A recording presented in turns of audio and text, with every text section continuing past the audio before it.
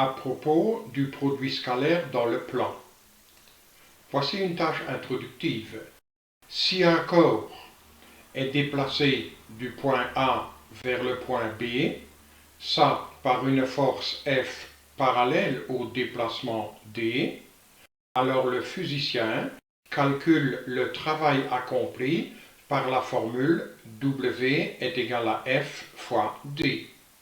Donc le travail W pour work en anglais, est égal à la force appliquée multipliée par la longueur du déplacement, la longueur du trajet.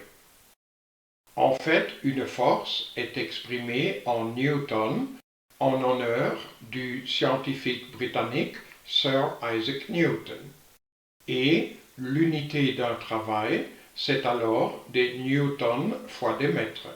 L'unité du travail, c'est l'unité d'une force fois l'unité d'une longueur, c'est-à-dire des newtons fois mètres, qu'on appelle des joules, en honneur du scientifique également britannique James Joule. Mais comment calcule-t-on un travail si la force qui agit sur le corps n'est pas parallèle au déplacement D? Pour cela, on a besoin d'un produit scalaire. Alors définissons de suite ce qu'est un produit scalaire. Le produit scalaire de deux vecteurs U et V est défini par U scalaire V est égal à la longueur du vecteur U fois la longueur du vecteur V fois le cosinus de l'angle alpha que ces deux vecteurs U et V forment lorsqu'on les dessine à origine commune. Et si les deux vecteurs U et V ne forment pas d'angle, c'est-à-dire si l'un des deux au moins est le vecteur nul, alors le produit scalaire des deux vecteurs est défini par le nombre 0. Voilà la définition complète du produit scalaire. Voyons maintenant quelques propriétés de ce produit scalaire. Pour exprimer les propriétés, nous avons besoin d'un nombre quelconque réel et de trois vecteurs du plan quelconque. Première propriété, et c'est ça ce qui est bizarre dans cette définition, le produit scalaire de deux vecteurs donne un nombre. La réponse, c'est un nombre. Ici, c'est bien nombre longueur de U fois nombre longueur de V fois le nombre cosinus de l'angle alpha. Et dans la deuxième partie de la définition, le produit scalaire est également un nombre. D'ailleurs, un nombre s'appelle aussi un scalaire. C'est pour ça qu'on lit produit scalaire. La première propriété est évidente par définition. La deuxième également. Le produit scalaire est bien sûr commutatif parce qu'au lieu de faire U scalaire V, on peut faire V scalaire U. C'est exactement la même chose par cette définition parce que le produit des nombres réels est également commutatif. Donc, les deux premières propriétés sont évidentes par définition. Propriété 3. Nous avons ici une associativité, mais mixte. Donc, on peut glisser ces parenthèses vers la droite, mais dans cette propriété, il y a trois types de produits. Ceci, c'est le produit d'un vecteur par un nombre réel. Ceci, c'est un produit scalaire. Ceci, c'est également un produit scalaire, donc la réponse donne un nombre. Et ceci, c'est le produit entre deux nombres. Démontrons cette propriété-là, et nous allons faire ça sous trois cas. D'abord, nous regardons si le nombre R est égal à 0. Nous obtenons ici le vecteur U fois le nombre 0, ça donne le vecteur nul, et le vecteur nul scalairement par le vecteur V, ça donne 0 par définition du produit scalaire. Donc à gauche du signe d'égalité, nous avons 0. Maintenant à droite du signe d'égalité. Ceci c'est un produit scalaire dont le résultat est un nombre, et ce nombre fois le nombre 0, ça donne aussi 0. Donc si R est égal à 0, la propriété est démontrée. OK. Regardons maintenant si le nombre R est strictement positif. Si R est strictement positif, voici la situation. Nous avons là le vecteur U, là le vecteur V, et ils forment l'angle alpha. Puisque R est strictement positif, le vecteur R fois U a la même direction et le même sens que le vecteur U. Et nous avons besoin du vecteur R fois U dans la démonstration. Partons justement du vecteur R fois U, ce vecteur-là, et multiplions-le scalairement par le vecteur V. Par définition, ce produit scalaire, ça donne la longueur du vecteur RU, c'est-à-dire R fois la longueur du vecteur U, fois la longueur du vecteur V, fois le cosinus de l'angle que forment ces deux vecteurs RU et V. Et ça, c'est bien l'angle alpha. Ici, nous avons des parenthèses dans une multiplication de 4 nombres réels. Nous savons bien que cette multiplication est associative. Par conséquent, nous pouvons glisser les parenthèses comme nous le souhaitons. Moi, je les souhaite comme ceci. Pourquoi? Parce que ce qui est écrit entre parenthèses, ça correspond exactement au produit scalaire des deux vecteurs U et V. Par conséquent, ce nombre-là est égal à ce nombre-là, ce qu'il fallait démontrer. Passons maintenant au troisième cas, si le nombre R est strictement négatif. Voici la situation. Ça, c'est le vecteur U, alors le vecteur R fois U est opposé au vecteur U puisque R est strictement négatif. Les vecteurs U et V forment l'angle alpha, et alors le vecteur R fois U forme avec le vecteur V cet angle-là, qui n'est rien d'autre que 180 degrés moins alpha. Attaquons maintenant de nouveau cette première partie de la démonstration. R fois U scalairement V, c'est égal à la longueur du premier vecteur. Attention, ici ce n'est pas R fois U, le nombre U est positif, c'est la longueur du vecteur U, mais le nombre R est strictement négatif, nous sommes dans ce cas-là. Par conséquent, il faut prendre l'opposé de R pour avoir le nombre positif. Imaginons ici que R vaut moins 2, alors la longueur du vecteur moins 2U, ce n'est pas moins 2 fois la longueur U, mais c'est bien moins 2 fois la longueur U, c'est-à-dire 2 fois U, d'où ce moins-là. Encore une fois, pour ce produit scalaire, il est défini par longueur du premier vecteur, c'est-à-dire moins R fois U, fois la longueur du deuxième vecteur, c'est-à-dire V, fois le cosinus de l'angle que forment ces deux vecteurs RU et V. Par conséquent, c'est le cosinus de 180 degrés moins alpha.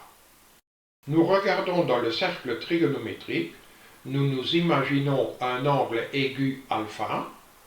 Maintenant, nous regardons l'angle 180 degrés moins alpha. Et c'est ainsi que nous voyons que le cosinus de 180 degrés moins alpha, ce n'est rien d'autre que moins le cosinus de alpha. Ce moins peut passer devant, avec ce moins-là, ça devient plus. Ainsi, nous obtenons ce produit-là, qui est le produit de 4 nombres réels.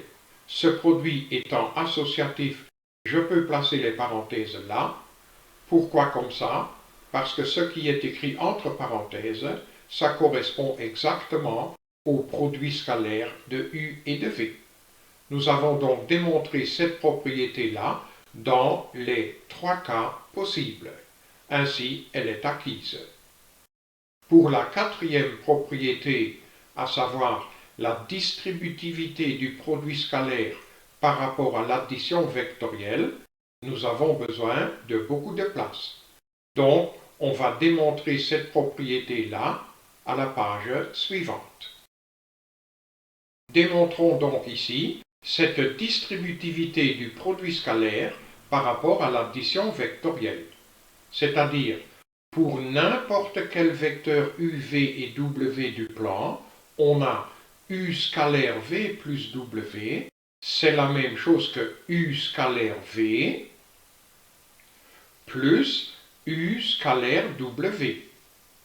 Sont donc donnés trois vecteurs u, v et w dans le plan, ici dessinés avec une origine commune. Nous partons du membre de gauche de la formule et nous allons démontrer que c'est la même chose que le membre de droite. Pour cela, nous allons déplacer ce vecteur w, on va le dessiner consécutivement à v, comme ceci.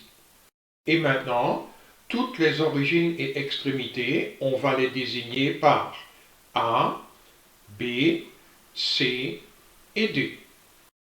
Donc, U scalaire V plus W, c'est la même chose que AB scalaire AC plus CD. Allons regarder, le vecteur U, c'est bien le vecteur AB, le vecteur V, c'est bien le vecteur AC, et le vecteur W, c'est bien le vecteur CD. Nous avons dessiné le vecteur CD ici pour que les deux vecteurs V et W soient consécutifs. Ça se voit bien ici dans l'écriture. AC et CD sont consécutifs, donc cette somme-là, ça donne le vecteur AD, c'est-à-dire ce vecteur-là. Donc ce que nous devons calculer, c'est AB scalaire AD. AB scalaire AD. Par définition, nous avons besoin de l'angle formé par ces deux vecteurs qui ont la même origine. Appelons cet angle-là alpha, et ainsi ce produit scalaire est égal à la longueur du vecteur AB, désigné par AB avec une barre au-dessus, fois la longueur du vecteur AD, désigné par AD avec une barre au-dessus, fois le cosinus de l'angle qu'il forme, et cet angle, nous venons de l'appeler alpha. Maintenant, à partir du point D, nous traçons le segment qui est perpendiculaire au segment AB, comme ceci. Ainsi, nous obtenons ce point E sur le segment AB. Considérons ce triangle rectangle AED. Dans ce triangle rectangle AED, on a le cosinus de l'angle alpha, c'est le côté adjacent divisé par l'hypoténuse. Donc le cosinus de cet angle alpha, c'est le côté adjacent AE divisé par l'hypoténuse AD. Là-dedans, on peut mettre AD de l'autre côté du signe d'égalité, où il va multiplier. Ainsi, nous voyons que AD fois cos alpha, c'est la même chose que AE. Donc là-dedans, le AD fois cos alpha peut être remplacé par AE. Eh bien, faisons ça. C'est fait. Maintenant, nous allons tracer le segment passant par C et perpendiculaire à AB, comme ceci. C'est ainsi que nous obtenons ce point-là, appelons-le F. Et bien sûr, la distance de A à E, c'est la même chose que la distance de A à F, plus la distance de F à E, comme ceci. Donc le AE peut être remplacé par AF plus FE. Là, nous avons le produit de nombres réels qui est bien distributif par rapport à l'addition de nombres réels. Donc cette distributivité-là, on peut l'appliquer et ainsi nous avons obtenu cette somme-là. AB fois AF plus AB fois FE. Maintenant, nous allons faire ceci. Ce vecteur U, on peut le dessiner où on veut dans le plan. On peut aussi le dessiner avec l'origine C, comme ceci. Et maintenant, nous prolongeons le segment ED jusqu'à cette horizontale-là, comme ceci, et c'est ainsi qu'on obtient ce point G. Et bien sûr, par construction, la distance entre F et E, c'est la même chose que la distance entre C et G. Donc cette distance FE peut être remplacée par la distance CG, ce qui a été fait. Regardons maintenant le triangle AFC. Dans ce triangle AFC, nous appelons l'angle FAC bêta. Pour mieux le voir, je vais effacer ce triangle rectangle-là. Ici, nous voyons bien l'angle bêta.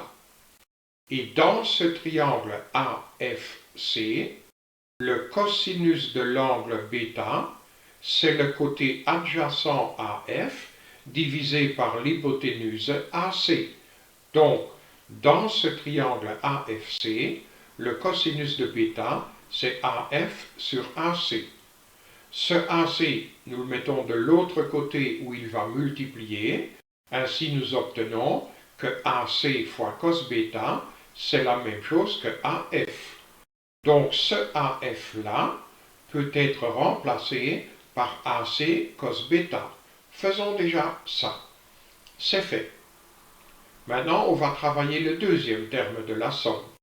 Et pour cela, nous considérons le triangle CGD, ce triangle-là. Cet angle DCG, on va l'appeler gamma, et nous voyons que dans ce triangle rectangle, le cosinus de gamma, c'est le côté adjacent CG divisé par l'hypoténuse CD. Donc encore une fois, dans le triangle rectangle CGD, le cosinus de l'angle aigu gamma est égal au côté adjacent CG divisé par l'hypoténuse CD. Là aussi, on fait passer le CD de l'autre côté du signe d'égalité. Ainsi, nous obtenons que CD fois cos gamma est égal à CG. Donc, là-dedans, nous pouvons remplacer ce CG par CD cos gamma. Eh bien, faisons ça. C'est fait.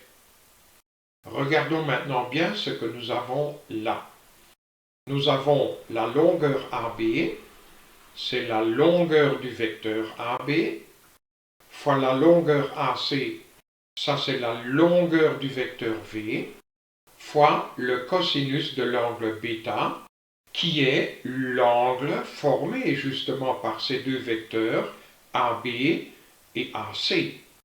Donc ceci, ce n'est rien d'autre que le produit scalaire du vecteur AB avec le vecteur AC. Regardons ce qu'on a là.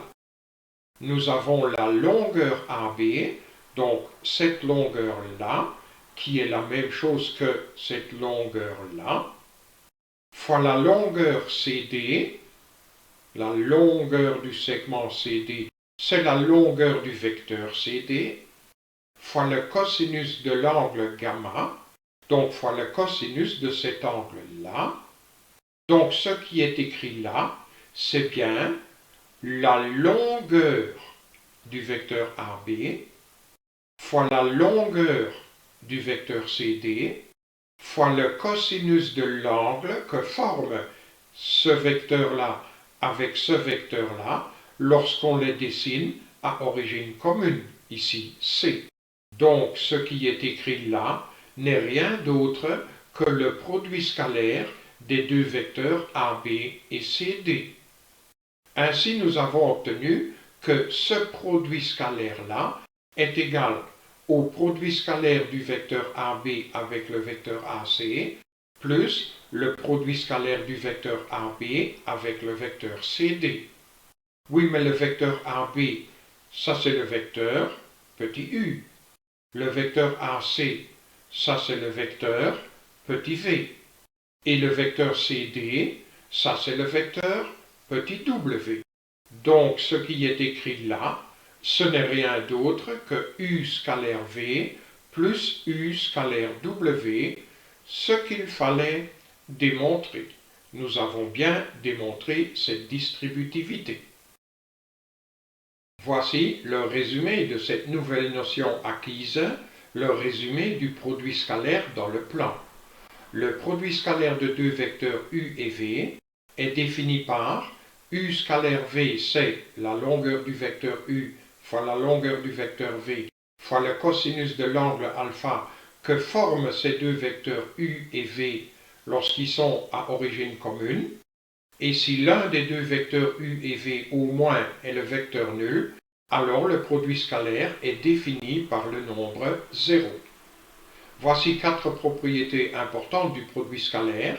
Le produit scalaire est bien un nombre réel. La réponse est bien un scalaire.